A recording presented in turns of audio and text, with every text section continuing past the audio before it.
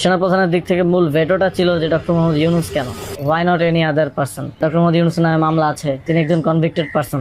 একজন convicted person আসলে কিভাবে একটা দেশের প্রধান উপদেষ্টা হতে পারে?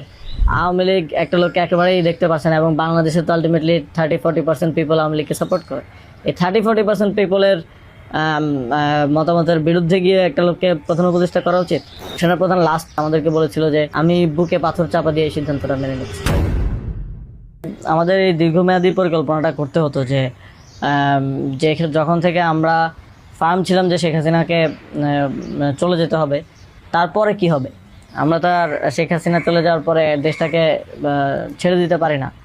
তো এই জায়গা থেকে আমরা দেখা যায় যে এই চিন্তাটা আস্তে আস্তে আসতে থাকে, কিন্তু ওই সময়টাতে আসলে এটা বিশ্বাস করাও কঠিন ছিল যে 5 তারিখের মধ্যেই হয়তো হয়ে যাবে। আমাদের তো এমনকি সশস্ত্র অভ্যুত্থানের প্রস্তুতিও ছিল। 5 তারিখ যদি আমরা সফল না হতাম, হয়তো আমরা অস্ত্র তুলে নেওয়ার ঘোষণা দিতাম, এবং নাইট বাই ভিডিও বার তো রেডি রেখেছিল, আমিও কি ঘোষণা দিব সেটাও রেডি ছিল। তবে এর আগে আমরা এটা অনুভব করি যে পরবর্তীতে আমরা আসলে দেশটার আসলে কি হবে শেখ হাসিনা চলে যাওয়ার পরে। সেই জায়গা থেকে মানে এটা কোনো কালেকটিভ ডিসিশন এরকম ছিল না, এমন না যে আমরা মিটিং করে ডিসিশন নিয়েছি যে ডক্টর ইউনূসকে প্রধান উপদেষ্টা বানানো হবে বা এরকম কিছু।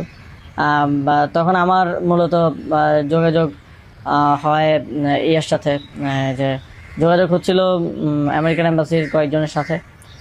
এর পাশাপাশি হচ্ছে সাবেক ছাত্রদলের এক বড় ভাই আছেন শামীম ভাই, উনি মিরপুরে অর্গানাইজার হিসেবে খুব ভালো ভূমিকা পালন করছিলেন। তো ওনার সাথে আমার যোগাযোগ হচ্ছিল। উনি মূলত ওনার যোগাযোগটা ছিল মূলত মুশফিকুল ফজল আনসারি ওনাদের সাথে আর কি। তো ওনার মাধ্যমে আমার ডক্টর আলী রিয়াজ, তারপর হচ্ছে বদির আলম মজুমদার স্যারদের সাথে যোগাযোগ হয়। ওনাদের সাথে আমি কথা বলি। 1 তারিখ যখন আমরা আমাদেরকে ডিবি থেকে ছেড়ে দেওয়া হয়, সেদিন প্রাথমিক কথা হয়, কিন্তু 2 তারিখ মূলত আসল কথাবার্তা শুরু হয়। ওনাদের সাথে কথা বলে এবং ওনাদেরকে তখন আমি জিজ্ঞেস করছিলাম যে ডক্টর মোহাম্মদ ইউনূস কি আসবেন কিনা যদি আমরা আহ্বান করি। তো সবার একটা কমন কথা ছিল উনি আসবেন না, কারণ ওনাকে এর আগেও তো অনেকবার চেষ্টা হয়েছে আহ্বান করার। ওই 24 নির্বাচনের আগেও একটা আলোচনা ছিল, এবং এর আগেও 19 সালের দিকে একটা আলোচনা ছিল। এর আগেও যখন তত্ত্বাবধায়ক সরকার ছিল তখনও ওনাকে আনার চেষ্টা করা হয়েছিল, বাট উনি সবসময় পলিটিক্যালি থেকে রিফিউজ করেছেন, দূরে থাকতে চেয়েছেন। তো আলী রিয়াজ স্যারও আমাকে বললেন, বদির আলম মজুমদার স্যারও বললেন যে উনি আসবেন না, আরও যাদের সাথে কথা হচ্ছিল উনি রাজি হবেন না, এই ধরনের একটা কথা ছিল। বাট আমি সরাসরি ওনার সাথেই কথা বলতে চাই, এবং তখন হচ্ছে শামীম ভাই আমাকে ওনার বর্তমান যে এপিএস সাব্বির ভাইয়ের নাম্বার দেন। তো সাব্বির ভাইয়ের সাথে যোগাযোগ করার পর সাব্বির ভাই আমাকে বলেন যে আমি তো স্যারের সাথে নাই। তো স্যারের সাথে মঈন চৌধুরী নামের একজন তখন স্যারের প্রাইভেট সেক্রেটারি হিসেবে কাজ করছিলেন। তো সাব্বির ভাই আমাকে মঈন চৌধুরীর নাম্বার দেন। মঈন চৌধুরীর সাথে আমি যোগাযোগ করি 2 তারিখ কি 3 তারিখ হবে, এবং ওনার সাথে আমার কথা হয়। এবং উনি তখন বলছিলেন যে স্যারের একটা ছোটো সার্জারি আছে। স্যার তখন ফ্রান্সে ছিলেন। তো সার্জারি আছে, এবং পরবর্তীতে আমি ওনাকে মেসেজগুলো ক্লিয়ার করার চেষ্টা করি যে আমরা চাচ্ছি এমনটা। তো উনি স্যারের সাথে কথা বলেন। স্যার আমাদেরকে পরে একটা মেসেজ পাঠান যে তোমরা যেটা করতেছো আমি তোমাদের সাথে আছি আর কি। এটা হচ্ছে 2 তারিখের দিকে স্যার একটা মেসেজ আমাদেরকে পাঠান থ্রু মঈন চৌধুরী, কিন্তু তখনও কথা হয়নি।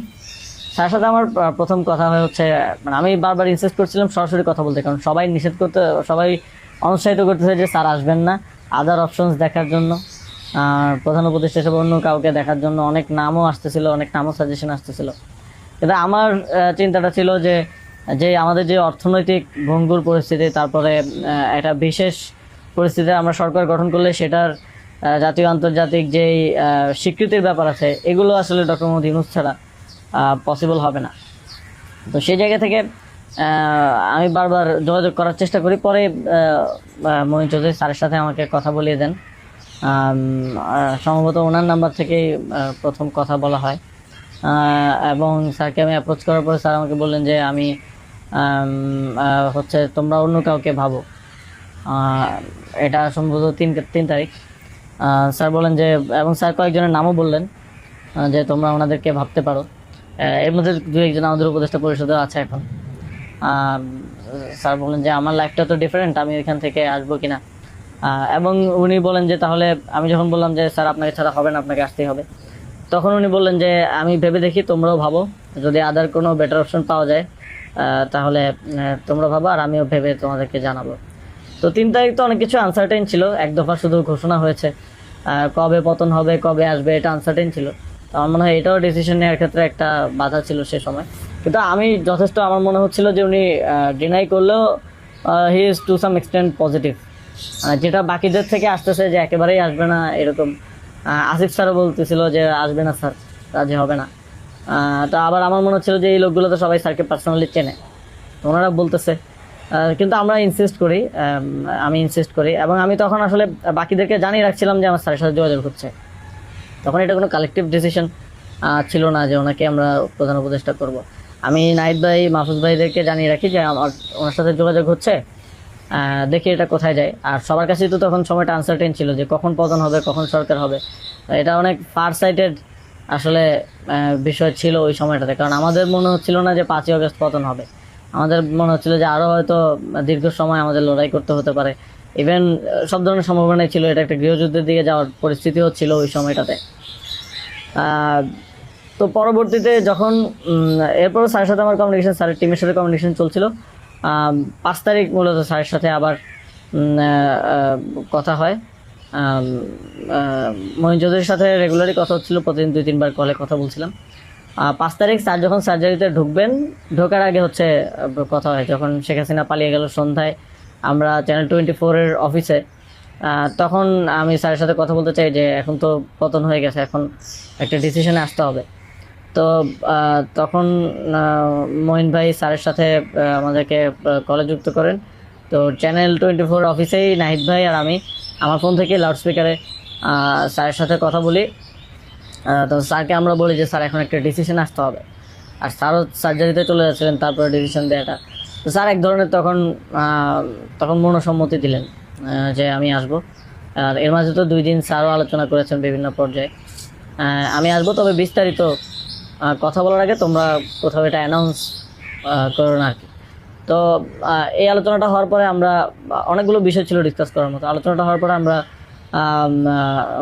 চ্যানেল 24-এর অফিসে প্রেস ব্রিফিংটা করি সেদিন রাতে, এবং সরকারের রূপরেখাটা কী হবে সেখানে ঘোষণা করি, একটা অন্তর্বর্তীকালীন জাতীয় সরকার ঘোষণার কথা বলি।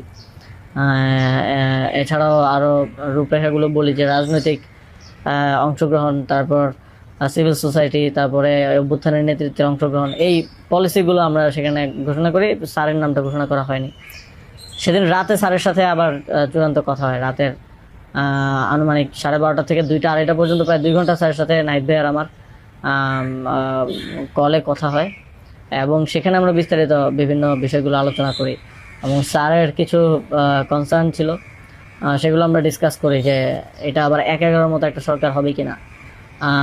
মানে আমরা ক্ষমতায় বসবো, কিন্তু পেছন থেকে আর্মি আমাদেরকে চালাবে কিনা, অথবা অন্য কেউ আমাদেরকে ডিক্টেট করবে কিনা। স্যারের কনসার্ন ছিল এটা। স্যারের কনসার্ন ছিল যে আমি আসলে আমাকেই স্বাধীনতাটা দিতে হবে, আমি আসলে এটা আর্মি রান করবে কিংবা পেছন থেকে কেউ রান করবে, এটা হলে আমি আসবো না। তা আমরা স্যারকে বলেছি যে আমাদের পজিশনে এটাই, যে গভর্নমেন্ট যদি আমরা ফর্ম করি, গভর্নমেন্ট স্বাধীনভাবে কাজ করতে হবে, এবং এখানে সেনাবাহিনী কিংবা অন্য কোনো অথরিটি যদি হস্তক্ষেপ করতে চায়, সেক্ষেত্রে আমরা মাঠ থেকে সেটাকে চ্যালেঞ্জ করবো আর কি। তো এই ধরনের একটা নিশ্চয়তা স্যারকে আমরা দিই আমাদের এন্ড থেকে। তারপর এক ধরনের কথা হয় যে উপদেষ্টা পরিষদ কেমন হবে, স্যার আমাদেরকে বলেন যে তোমরা ঠিক করো। আর স্যার কিছু সাজেশন দেন। স্যারের টিম থেকে 6 তারিখ সম্ভবত প্রায় 5 তারিখ রাতেই 23-24টা নাম আসে আমার কাছে। তো ওই নামগুলোর সাথে আমরা যে নামগুলো ঠিক করি প্রায় কমন ছিল অনেকগুলো। তারপর আমরা একটা লিয়াজু কমিটি করা হয়, যারা হচ্ছে সকল রাজনৈতিক দলের সাথে আলোচনার ভিত্তিতে একটা উপদেষ্টা পরিষদ গঠন করবে। তো ওই লিয়াজু কমিটির আহ্বায়ক ছিল মাহফুজ ভাই। তো ওনারা কমিউনিকেশন শুরু করে দেয় জামাতের সাথে, বিএনপির সাথে, আরও যারা রাজনৈতিক দল আছে, সিভিল সোসাইটি আছে, তাদের সাথে যোগাযোগের মাধ্যমে সবার থেকে নাম প্রস্তাব আসতে থাকে। কিছু নাম ছিল কমন, আমাদের এখানেও কমন। যেমন কিছু মানুষজন, যেমন সালাউদ্দিন আহমেদ স্যার, উনি তো অর্থনীতিতে বাংলাদেশে মানে এই মুহূর্তে যদি আমরা চিন্তা করি তাহলে ওয়ান অফ দ্য বেস্ট। তো ওনার নামটা সব দিক থেকে আসে। তো এরকম কিছু কমন নাম আসে, আবার কিছু নাম দেখা যায় আমরা ইনক্লুড করি বা কোনো এক পক্ষ থেকে আসে, কিন্তু অন্য পক্ষ এটাকে আবার রিফিউজ করে। বিএনপির কিছু নামের ব্যাপারে আপত্তি ছিল, তাদেরকে পরে নেওয়া হয়নি। তো এভাবে একটা মোটামুটি সবার সাথে কনসালটেশনের ভিত্তিতে একটা উপদেষ্টা তালিকা করা হয়। এবং যেদিন স্যার ল্যান্ড করে বাংলাদেশে আসেন 8 তারিখ দুপুরে, আর্মি থেকেও কিছু নাম প্রস্তাব করা হয়। কিন্তু আমরা একটু প্রায় 5-6টা নাম আমরা একটু ঘেটে দেখলাম যে এই লোকগুলো ওইভাবে সর্বজন গ্রহণযোগ্য না। এবং আরেকটা সমস্যা হচ্ছে তাদের অনেকেরই হয় না যে সফট আওয়ামী লীগ অ্যান্ড আওয়ামী লীগের সিভিল সোসাইটি হিসেবে পরিচিত, অথবা তাদের ব্যাকগ্রাউন্ডটা একজন আর্মি অফিসিয়ালসের নাম ছিল সেখানে, এক্স আর্মি অফিসিয়ালস। তার ব্যাকগ্রাউন্ড আমরা দেখি যে তিনি ইন্ডিয়ায় তিনি 4 বছর ছিলেন এবং 4 বছরে তিনি কয়েকটা কোর্স করেছেন সেখানে। সো আবার ওনার ব্যাপারে জনমত হচ্ছে র কানেক্টিভিটি আছে। তো ওই নামগুলো আমরা কেটে দেই এবং সেখানে আর্মি কিছুটা নাকশ হয় যে এই নামগুলো কেটে দেওয়ার পরে। এবং ওই স্যারের সামনে রেখেই, কারণ স্যার ওই যখন ভিভিআইপি লাউঞ্জে স্যার ছিলেন এয়ারপোর্টে, তো স্যারের সামনে রেখে আমি আর আসিফ স্যার নামগুলো কেটে দিই যে এই নামগুলো তো আমরা দেই নাই। সেখানে আর্মি চিফও ছিলেন।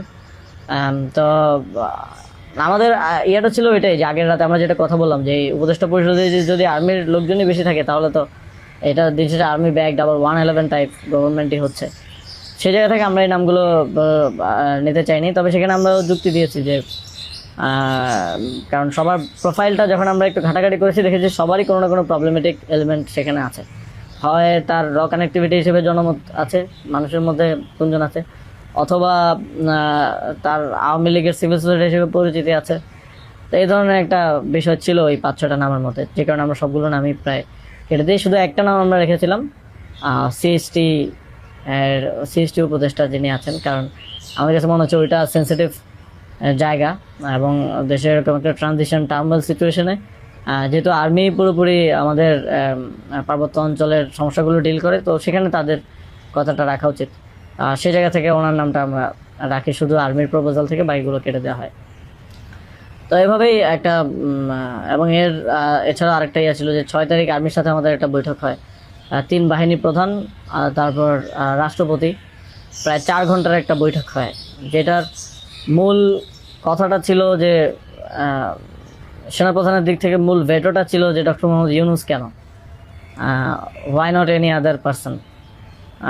তো আমরা আমাদের জায়গায় অ্যাডামেন্ট ছিলাম, বিকজ আমরা তো 5 তারিখ রাতেই ঘোষণা দিয়ে দিয়েছি যে doctor Muhammad Yunus will be the chief adviser of the next interim government. এবং সেটা এক ধরনের বৈপ্লবিক কায়দায় আমরা ভিডিও বার্তা দিয়ে ঘোষণা দিয়ে দিয়েছি, আমরা কোনো নিয়মের কিংবা সংবিধানের তোয়াক্কা সে সময়টাই করে নেই।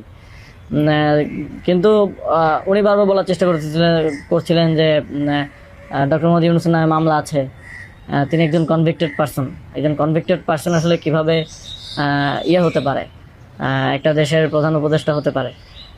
তো আমরা যখন এগুলো ডিবাঙ্ক করতেছিলাম কথাগুলোকে যে এগুলো তো আওয়ামী লীগের সময়ের পলিটিক্যালি মোটিভেটেড মামলা, এই মামলা তো দেখা গেছে সবার নামে পাওয়া যাবে, আমাদের নামেও আছে।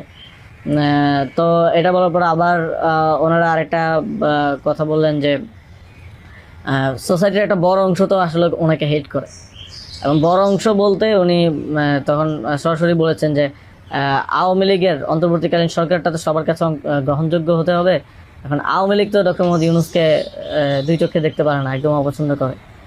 তো এখন এই আওয়ামী লীগ একটা লোককে একেবারেই দেখতে পাচ্ছে না, এবং বাংলাদেশে তো আলটিমেটলি 30-40% পিপল আওয়ামী লীগকে সাপোর্ট করে। এই 30-40% পিপলের মতামতের বিরুদ্ধে গিয়ে একটা লোককে প্রথম উপদেষ্টা করা উচিত।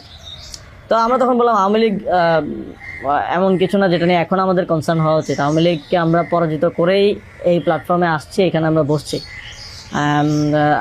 আওয়ামী লীগ কি চাইলেও না চলে এটা এখন আর ম্যাটার করে না কোনোভাবে। কিন্তু উনি বারবার এই কথাটা ঘুরে ফিরে বলতেছিলেন যে এই সরকার তো একটা নির্বাচন আয়োজন করবে, এই জন্য বিএনপি আওয়ামী লীগ সবার কাছে এই সরকারের গ্রহণযোগ্যতা থাকা প্রয়োজন। আওয়ামী লীগ তো প্রধান ডক্টর মোহাম্মদ ইউনূসকে একেবারেই দেখতে পারে না, ওনাকে আওয়ামী লীগ মেনে নেবে না উনি আসলে। কিন্তু আমাদের কথা ছিল যে আওয়ামী লীগ তো এখন আর এই মুহূর্তে ডিসিশন মেকিংয়ে আওয়ামী লীগ ম্যাটার করে না। একটা গণহত্যা ঘটনার পরে সে কি ভাবলো বা তার কি পজিশন, দ্যাট ডাজন্ট ম্যাটার। এরপরও ওনারা নানা ধরনের যুক্তি দিতে পারে, এবং শেষে 4 ঘন্টা এই বিষয়ের উপরে ডিসকাশন হয়। 4 ঘন্টা, আধা ঘন্টা হয়তো অন্যান্য ইস্যুস নিয়ে ডিসকাস হয়েছিল, বাট 4 ঘন্টা প্রায় 3.5 ঘন্টা ইস্যু নিয়ে ডিসকাস হয়। তো এখানে আসছিলাম আমি, নাহিদ ভাই, মাহফুজ ভাই আর নাসির ভাই। আর বাকি আমাদের সাথে যারা ছিল তারা বাইরে অপেক্ষা করছিল। আসিফ স্যার ছিল, তারপরে তানজিমুদ্দিন স্যারও ছিল, আরও সমন্বয়করা ছিলেন, আরও 10-12 জন। সবাই বাইরে অপেক্ষা করছিল আর কি এই 4 ঘন্টা। তো তারা বারবার 2বার হচ্ছে বিরতি দিয়ে আমাদেরকে আবার ভাবতে বলে আবার চলে যেত, আবার এসে আবারও একই জায়গা থেকে কথা শুরু করতো। মানে আমরা বুঝতে পারছিলাম যে ডক্টর মোহাম্মদ ইউনূসকে এখানে এস্টাবলিশমেন্ট কোনোভাবেই চাচ্ছে না। আর আমাদের কথা ছিল আমরা ঘোষণা দিয়ে দিছি, এবং আমরা এক ধরনের হুমকি সুরে সেখানে বলি যে যদি এটা রাষ্ট্রীয়ভাবে না হয়, যদি রাষ্ট্রপতি ঘোষণা না দেয় ডক্টর মোহাম্মদ ইউনূসকে প্রধান উপদেষ্টা হিসেবে, তাহলেও আমাদের কিছু যায় আসে না, কারণ আমরা অলরেডি ঘোষণা দিয়ে দিয়েছি। আমরা আমাদের তৈরি করা উপদেষ্টা পরিষদ নিয়ে শহীদ মিনারে গিয়ে শপথ নিব। এই হুমকিটা দেওয়ার পরে তারা একটু মানে নড়েচড়ে বসে, এবং তারা গিয়ে রাষ্ট্রপতির সাথে ডিসকাস করে আসে। এবং সেনাপ্রধান লাস্ট আমার মনে পড়ে আমাদেরকে বলেছিল যে আমি বুকে পাথর চাপা দিয়ে এই সিদ্ধান্তটা মেনে নিচ্ছি। এবং তো আমাদের জায়গাটা ছিল খুবই রিজেক্ট, যে ডক্টর মোহাম্মদ ইউনূসকে না আনতে পারলে এখানে একটা শক্ত সরকার গঠন করা পসিবল হবে না। এবং আর্মির যেই মোটিভেশন ছিল, এটা আবার 1-11 মতো একটা সরকার গঠন করার তাদের মোটিভেশন ছিল। যখন তারা নামগুলো দেয়, 6টা-7টা উপদেষ্টার নাম দেয়, তখন এটা বোঝা যায়, এবং ডিকটেট করার এক ধরনের। তো আমরা যদি এখানে অন্য কাউকে নেই যার পার্সোনালিটি এত স্ট্রং না, তাহলে আলটিমেটলি আমরা আসলে অন্য কারো দ্বারাই পরিচালিত হব, ড্রিভেন হব। এই সরকারটা আত্মনির্ভরশীল একটা স্বতন্ত্র সরকার হতে পারবে না। তো তারপর তো ঘোষণা দেয়, রাষ্ট্রপতি ঘোষণা দেয় ডক্টর মোহাম্মদ ইউনূসকে প্রধান উপদেষ্টা হিসেবে 6 তারিখে, এবং 8 তারিখ হচ্ছে পরবর্তী উপদেষ্টা পরিষদটা গঠিত হয়। 8 তারিখ শপথ অনুষ্ঠানটা হয়। স্যার যখন সার্জারি শেষ করে দেশে আসেন, তারপর ওই দিন সন্ধ্যায় সরকারটা